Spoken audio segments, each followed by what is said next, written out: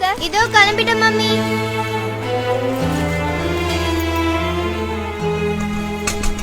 சீக்கிரம் கிளம்ப மாட்டீங்களா? ராதிகா, நெஞ்சு கறிக்குதுமா, கொஞ்சம் வெந்நீர் வச்சு கொடுத்துட்டு போமா.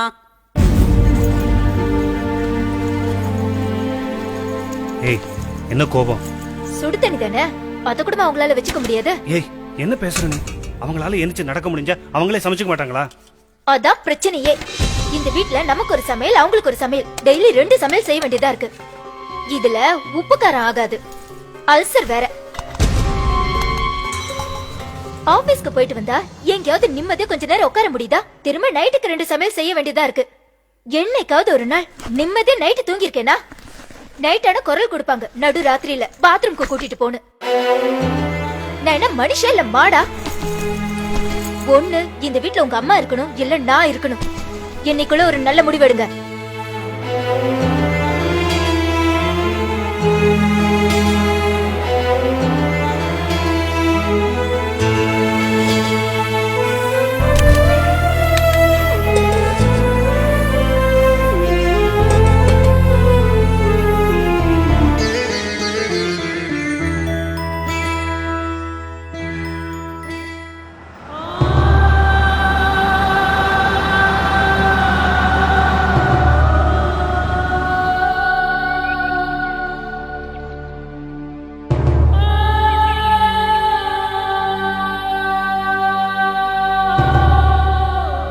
சைன் போடுங்க.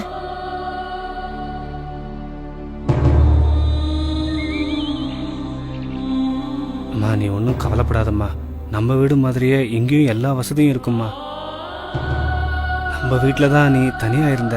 இங்க உனக்கு பேச்சு துணைக்கு நிறைய பேர் இருக்காங்கம்மா.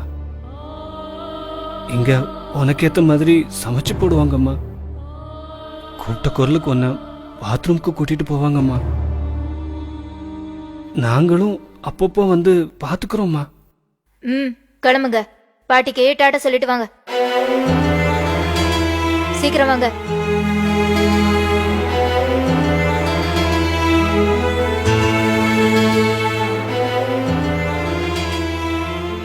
அக்கா, பாட்டி இனிமே நம்ம வீட்டுக்கு வரமாட்டாங்களாக்கா? ஆமாடா, இனிமேல் வரவே மாட்டாங்க. அப்படின்னா நாமும் வயசான உடனே நம்ம அம்மாவை கொண்டு போய் ஆசிரமத்துல சேர்த்துருவோமா? நீ சொல்றது சரிதான்டா. வயசாயிடுச்சுன்னா கொண்டு போய் சேர்த்துட வேண்டியதுதான். சரிக்கா.